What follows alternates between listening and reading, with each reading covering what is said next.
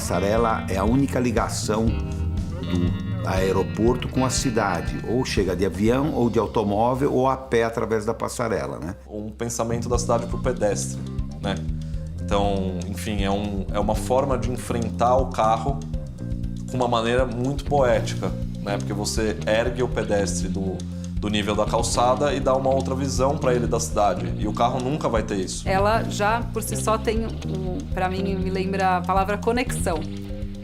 E essa conexão, na verdade, ela extrapolou a passarela e essa linguagem arquitetônica.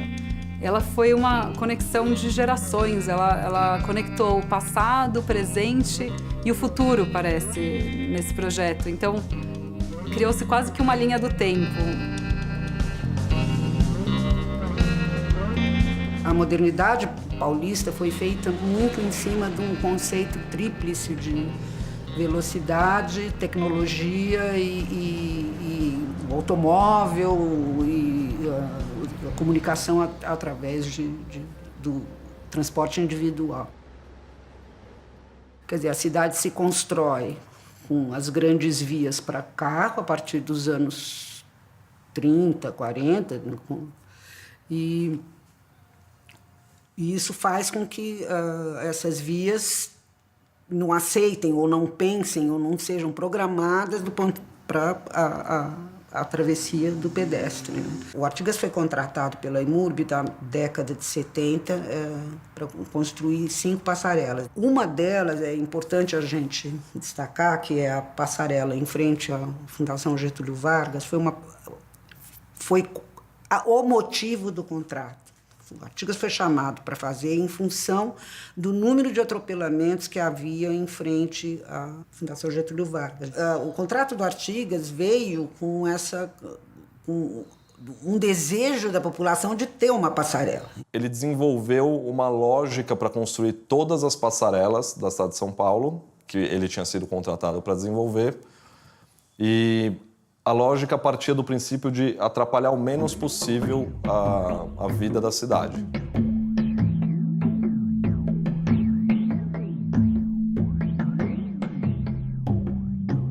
As pessoas costumam dizer que as passarelas do Artigas, de modo geral, e Congonhas é uma delas, elas têm uma engenhosidade particular porque ele traz pré-fabricada a viga, faz essa passarela de aço e pousa ali na estrutura de concreto já feita.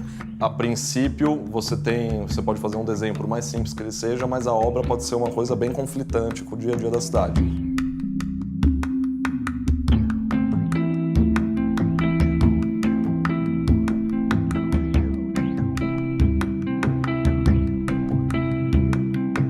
E ao longo de todos esses anos, desde a década de 70 até hoje, né, a passarela ela foi abandonada. Depois houve uma série de acidentes com a passarela, alguns amassões ao longo do caminho, alguns danos, corrosão, é uma estrutura toda metálica, né, piso e estrutura toda metálica, houve uma série de problemas de corrosão e ela estava já bastante danificada. Então, em 4 oportunidades, bateram na passarela. Uma, inclusive, a passarela caiu. Vamos mostrar para vocês, neste momento, imagens da passarela que foi, em parte, destruída no último sábado. Como a gente pode perceber, ela está liberada parcialmente. O trecho que não foi atingido pelo acidente está sendo normalmente utilizado pelos pedestres. Agora, para atravessar a outra pista do sentido centro, é preciso usar a avenida e atravessar pela faixa de pedestres. O caminhão estava vazio e seguia sentido centro na Avenida Washington Luiz. Há indícios de que a caçamba estaria levantada e por isso teria se chocado contra a passarela. A passarela ela era simplesmente apoiada, né? Então ela vinha e era apoiada numas placas de neoprene, que é aquele mesmo material que faz roupa de surfista. Então ela era só apoiada. Então o caminhão, quando bateu, não destruiu a passarela inteira. Ele só arrastou aquele pedaço que estava apoiado. O Ministério Público começou a ficar meio de olho na passarela. Tava correndo um sério risco de... Ela não ia cair, mas alguém poderia se machucar, poderia ter um acidente mais pesado. eles interditaram a passarela. Então, a prefeitura, o Ministério Público, na hora, falou: prefeitura, você tem que construir uma provisória enquanto não arruma outra.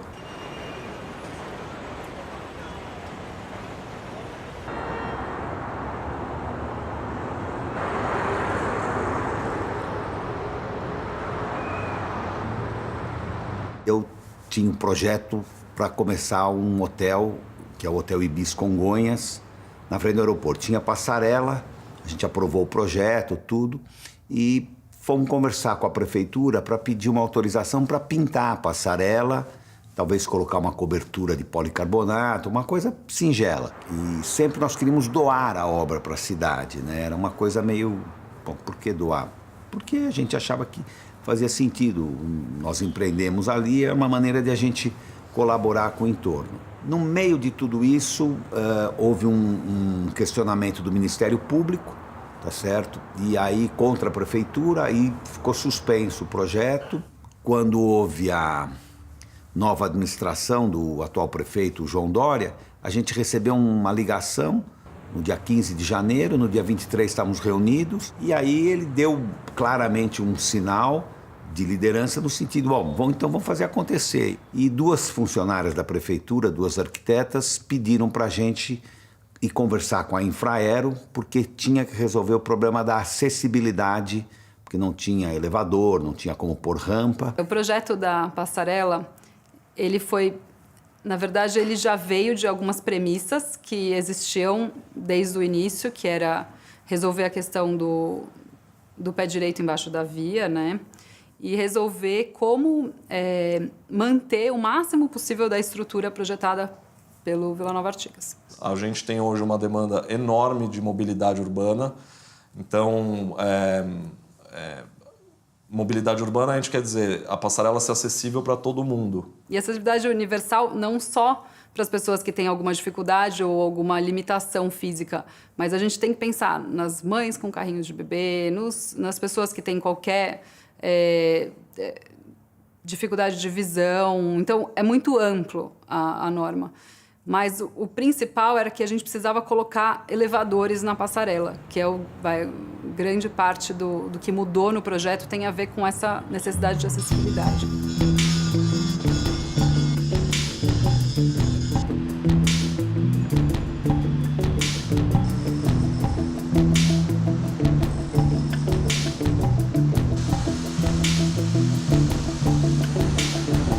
Ele não tinha um espaço existente para o elevador. Então,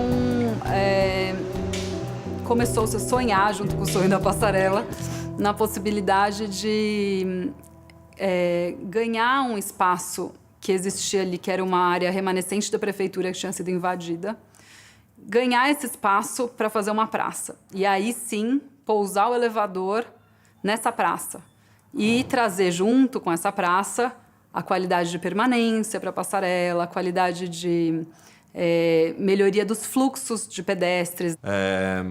A gente tinha uma situação que as escadas eram existentes, então a gente tinha que manter o nível de chegada das pessoas. A gente não podia construir um degrau a mais, tirar um degrau. Então, nós procuramos uma solução em que a gente pudesse ganhar um pouco de altura em relação à Rubem Berto. Então, foi feito um sistema invertido, onde a viga era invertida e a própria viga seria o peitoril.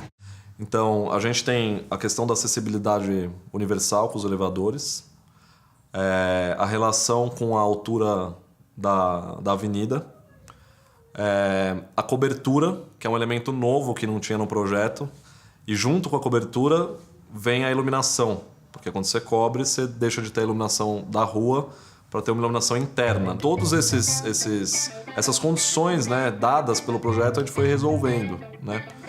E chegou no desenho que tá lá, que vocês estão vendo.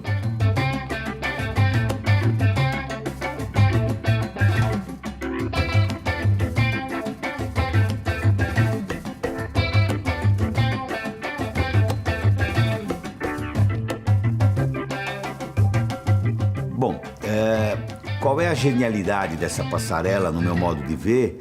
é que ela é feita fora. Para você fazer uma obra ali num canteiro central com aquele monte de carro passando, quer dizer, ela é fabricada fora e foi colocada lá numa noite ou em 2 noites praticamente. Porque o que a gente tem de memória do projeto do Artigas na passarela são as escadas e o concreto armado que a gente restaurou, mas a memória principal que a gente usou como fonte de inspiração, como repertório do projeto, foi a generosidade de interferir o menos possível na vida das pessoas, de atrapalhar o menos possível a vida da cidade. Então, o conceito é uma estrutura metálica e vai ser produzida fora daqui. E todo o trabalho de restauro e tal era feito no lugar e não atrapalha ninguém.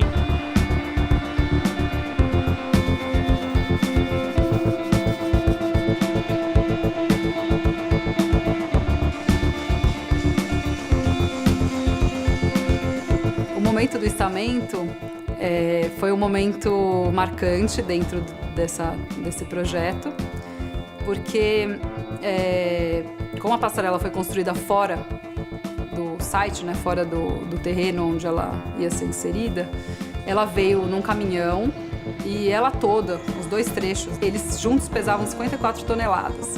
É uma obra de engenharia que emociona. Nesse momento que o caminhão sai de baixo, a passarela ganha a forma natural dela, que é a forma que não é para ficar numa roda, é para ficar voando.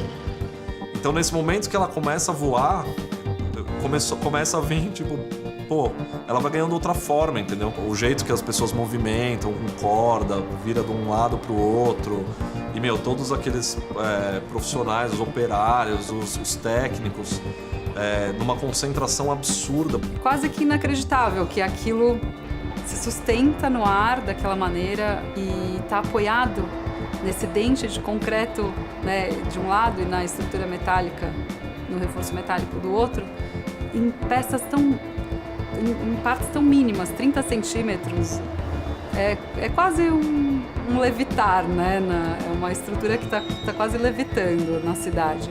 Existiam muitas pessoas olhando aquilo que estava acontecendo e tensas até por ser esse momento do içamento. É uma peça grande que está rotacionando em cima da via, parou a via para fazer esse içamento.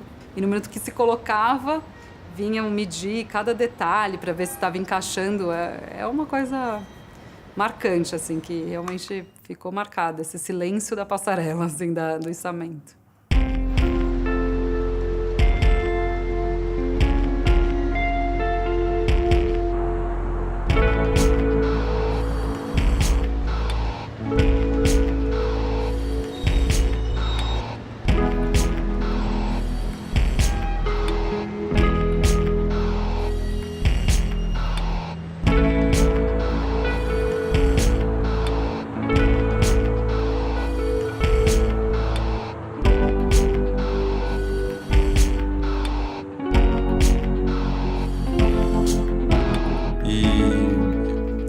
Uma coisa que nós gostamos muito de trabalhar, tanto a Helena quanto eu, que é o uso da cor nas obras, né? Nos projetos de arquitetura. A gente acha que a cor ela pode trazer um outro significado dependendo da cor que você usa, do lugar que você usa.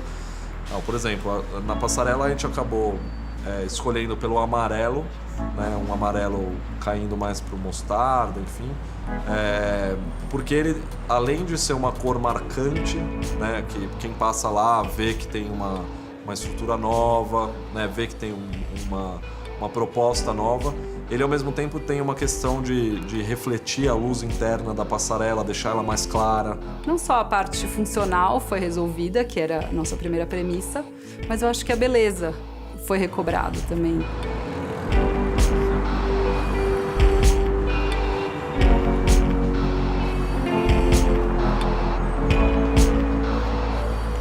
Que é um marco para a cidade, eu acho que mostra que é possível, e se todo mundo, cada um fizer o seu quarteirão, seu entorno, você arruma a cidade inteira. Então esse pouco todo mundo vai viajar, fala, eu fui para Portugal, lá é tudo organizado. Por que aqui não é? Porque a gente não faz. Então é só a gente querer fazer que é possível, né?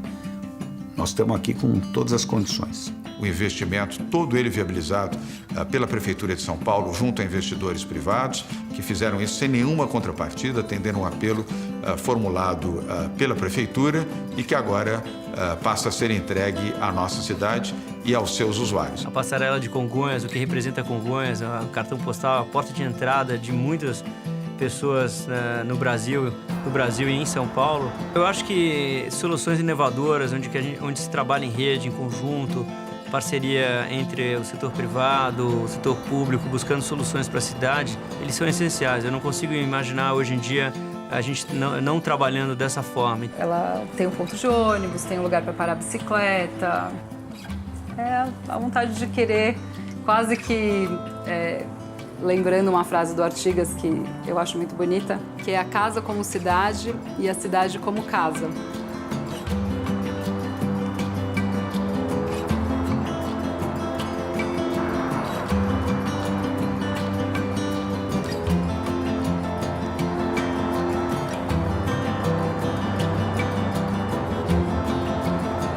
Muito boa, muito. Já estreiei os elevadores, é perfeito. Eu, como passo aqui todos os dias, tanto para ir como para voltar, maravilha, tá de parabéns. Quem tomou a iniciativa, tá de parabéns, porque o que estava realmente não tinha condições. Com certeza vai ser muito bom para muita gente, principalmente para idosos e cadeirantes, né? Eu acho que a acessibilidade e a segurança no atravessar, além de ser uma passarela coberta, São Paulo é cheio das instabilidades e tal, então acho que ficou muito bom. E também a localização, né? Porque era inadmissível ter uma passarela naquele estado em frente ao principal aeroporto de São Paulo. Pra gente que sempre passa correndo aqui, ter uma passarela com mais espaço e realmente aí com mais condições aí de transitar.